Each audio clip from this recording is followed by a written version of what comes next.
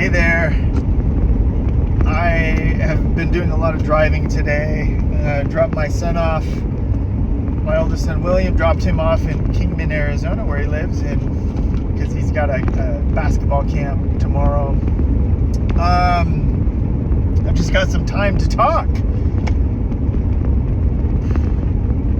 Every single time I do one of these videos, somebody reaches out and says that it's like totally resonating to them. So I'm gonna do another one because I'm like, I've got this topic on my mind that's just like very passionate on my soul right now. I was watching a clip that somebody sent me of, and I did this in the last video, but it was like 30 minutes into my video, so I feel like it's a front of a live video type of thing, you know. It's an important topic. It was a video of this guy talking to these two people, younger people, and he asked them, if I gave you $1 billion, would that make your life pretty happy for a while? And they're like, yeah, for sure.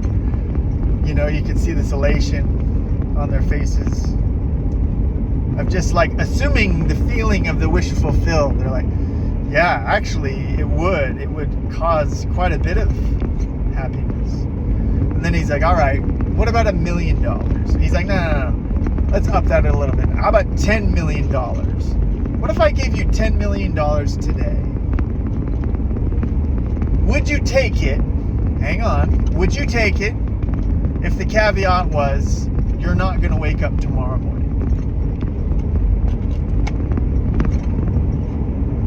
And they're like, almost immediately, they had to think about it for a second, like, wait, you know, I die? And they're like, no way. And he's like, why? Because then I couldn't enjoy my life. He's like, oh, why don't we live every single day that way? Would you do it for $1 billion? No. I thought about that one for a minute. And I was like, actually, I might consider that one. If somebody gave me $1 billion today, and the caveat is I wouldn't be around tomorrow, I would do it only if I knew for a fact, legally speaking, that money would go to my children and my friends and family that I would specify. There's no strings attached to that money. It's all tax-free, and they would be able to have that money that I and the message that I would record for each individual person. I would record a message specifically for them of what the purpose of that money is for. And here's the message, I would say.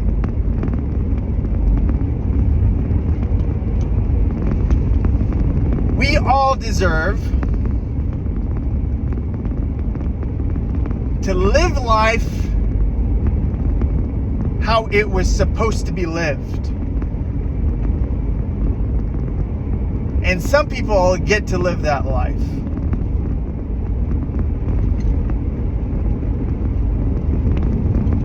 And here it is. This is the life that we are supposed to be living, I think. We get to the point where we wake up each and every day doing that thing or those things that we absolutely love doing. Like, we're so passionate about those things, those creative endeavors. You know, for some people it's building a business. For other people it's painting a picture. For some it's blowing glass. For some it's riding mountain bikes. You know, whatever that is, whatever that creative endeavor of yours is, that's what I want you to be doing. That's what I hope that you would be pursuing with this money, because this is a safety net that will carry you and your family to pursue. This is not supposed to be spent. right here, right now. This is supposed to meet your needs to survive and offer you wealth to be invested with in crypto, with property, with real estate. You know, you're going to have these funds and they're going to work for you while you live a life with the number one piece of resistance removed. Because let's face it, folks, what is the number one piece of resistance in your life that's stopping you from pursuing your dreams and goals? Money, financial means. We all live in this scarcity mindset. And it would allow you to pursue your passions in life uninhibited, financially speaking. There's a lot of other things that would cause resistance. Some of those things might come in the form of drug addiction or, you know, getting caught up in leisurely things in life, becoming lazy, right? This money would come with the hopes of becoming 100% self-disciplined on becoming the best version of yourself that you ever thought possible. Healthy in mind, healthy in body, healthy in spirit. That's what I would desire for you.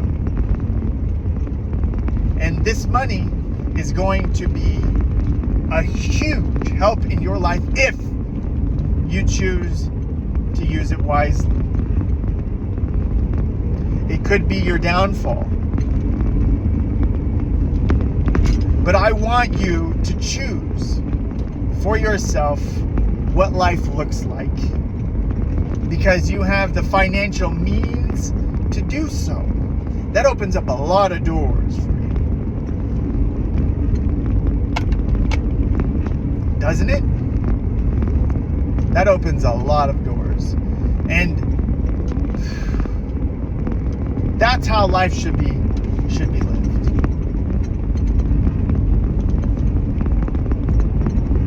Now I ask you, because that's not actually going to happen. A friend of yours isn't just going to get $1 billion one day and have the caveat of saying what I just said. You know, hey, I'm giving my life so that you can live. Well, here's the secret to life, and I've found this out through research and study and personal experience. The secret to life is to die before you're dead so that you can live. Meaning, not physically die, but spiritually die. Killing off that ego, that past self. You're shedding the skin just like a serpent does. In order to transform, you are entering that cocoon of life only to emerge this beautiful, incredible butterfly that has the rest of its life, which isn't long, to live how it wants to live, to fly beyond that tree it's been living in its entire life, to stretch its wings and fly wherever the hell it wants to go, wherever the wind takes it, wherever God directs it. Because monarchs flock with monarchs. They find a way, they know the path, they find the flow, and they all go and they migrate together. And it's the most beautiful thing in nature, I think.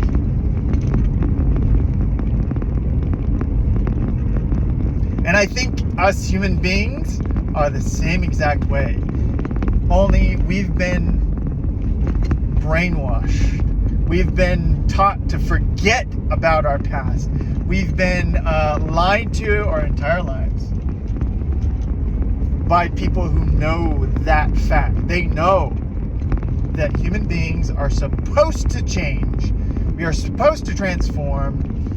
Some people, it happens in the form of a midlife crisis, whatever you want to say.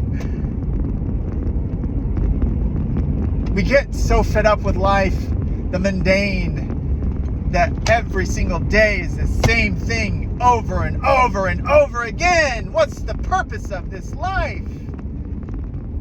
It's not to work for somebody else, to give literally every, half of your life, 50% of, maybe even 75% of your life to somebody else so that they can make money, so that you can make money, so that you can survive, so that your kids can survive, only to what? To do it again? To repeat that pattern?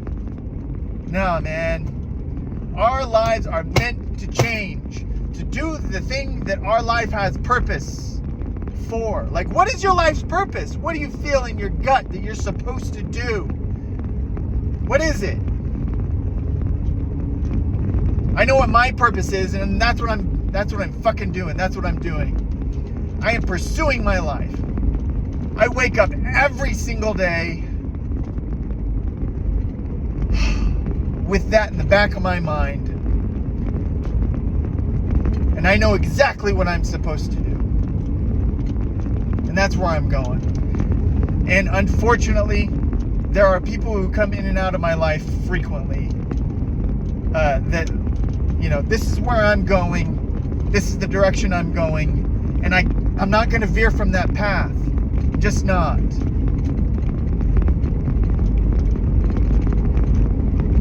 Unless you're my child, I'm not changing my path or trajectory for you. I'm sorry, I'm not.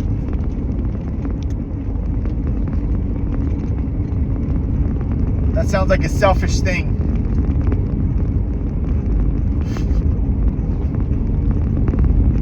But I'll tell you what. I am a king, and you are a king or a queen, and we are meant to be. I mean, we have technology at our fingertips that will help us do whatever it is that we want to do to achieve those goals. My number one obstacle right now with everything is, as it has always been, money. Finances. So right now is go time. Right now is to rebuild my kingdom in a smart way, not in a stupid way, not in spending money on frivolous things. That is a thing of the past. No more of that shit. Right? We are here on earth. We have a limited time only. We live in a day and age where a boy in Africa can build the same online business as somebody here in the United States.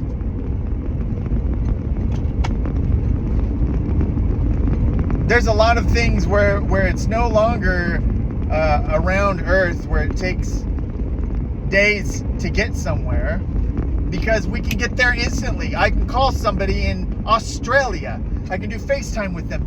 Immediate relay. How amazing is that? We have unlimited resources at our fingertips for almost free. We have the example of our ancestors to learn from. They weren't stupid. They lived in a scarcity mindset. They were always on the run. There was war all the time. There's war right now. But while we're not in war, if you're not in war, I'm not. My country is safe right now. And baby, while my country is nice and safe right now, I have the opportunity of just going for it. Balls to the walls. Nobody's going to stop me. But me, or God forbid, something with my children.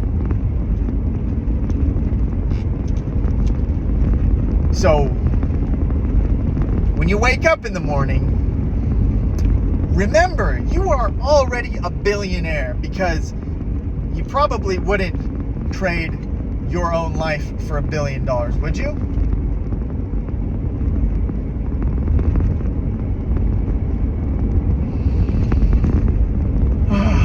if you don't believe that, if you don't believe that your life is worth priceless, I invite you to reach out to me and I will show you how you are priceless.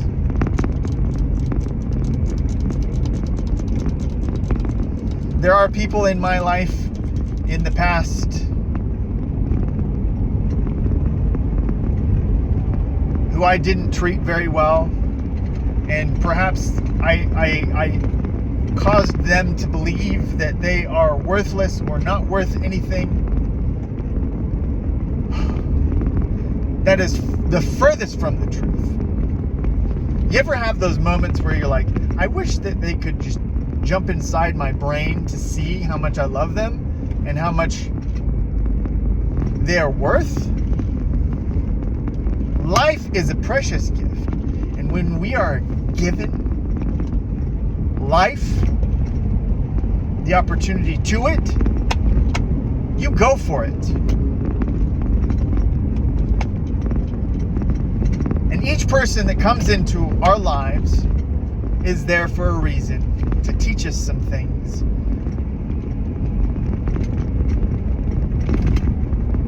Give us examples of what to do and what not to do, right? I don't know why I was put into those people's lives in order to be a negative, beautiful memories mixed with negativity. I don't know why. I don't know why I played that villain in their lives. I don't. That's not who I am. But it turns out that we are all a villain in somebody's story at one point or another. And if you're not, then you're Jesus Christ.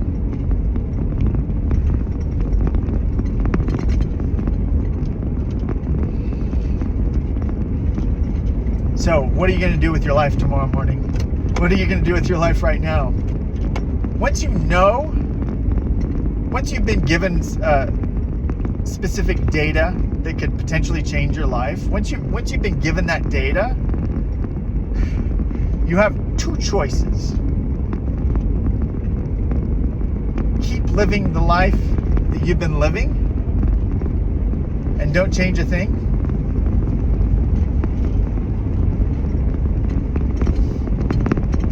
Or you take that data and you say, man, I am priceless because I get to wake up every morning.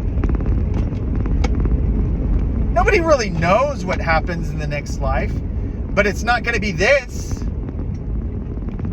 It's not going to be this awesome physical space. Just think about it. If there is a next life, which I believe that there is, it's going to be like in the ethers. It's going to be our spirits intermingling with one another. It's going to be beautiful, but it's not going to be this. We have this opportunity to inhabit these bodies like clothing, to do with them how we please. But remember, health in the mind, health in the body, health in the spirit. Because you need to be connected to that higher calling, that higher self, that higher vibration, frequency, God. You've got to be connected to that to know your migration path. Does that make sense? There is a migration path, people.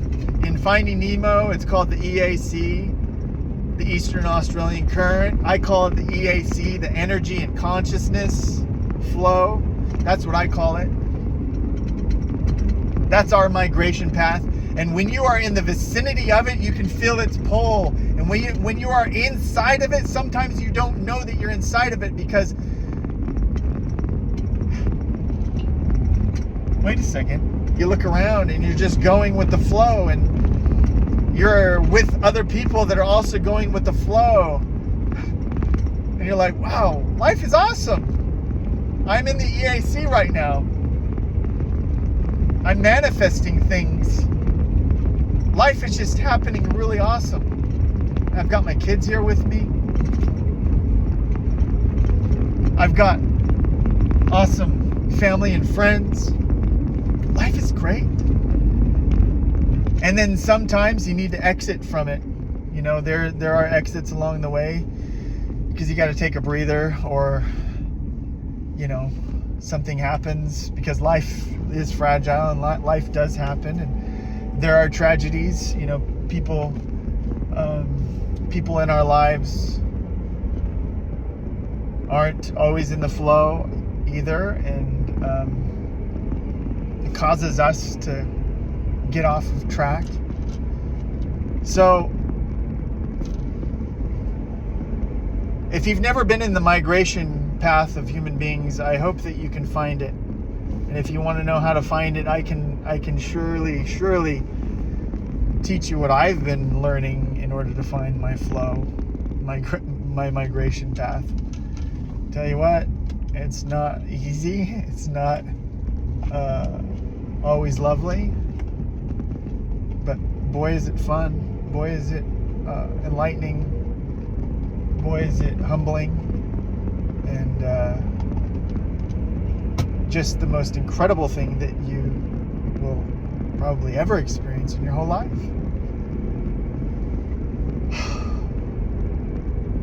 I was recently out of my flow.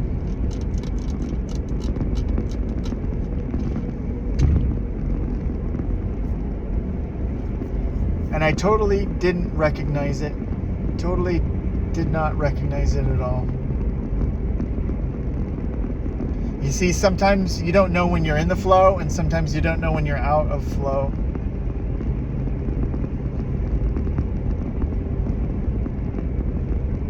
Because something happens to you where a fuse goes off, and you don't know that you need to replace that fuse because you're burnt out with life. Because also being in the flow takes a lot of work to stay in that current, into that migration path. And it can be lonely too, because sometimes a lot of your family and friends aren't there with you. They don't know how to get there. Or maybe they're on a completely different flow than you. They're different frequency, you know. That's what life is. This flow is always going up and down like a vocal performance, musical instrument, always hitting these different frequencies and sound waves and musical notes. And it's hard to have that perfect pitch,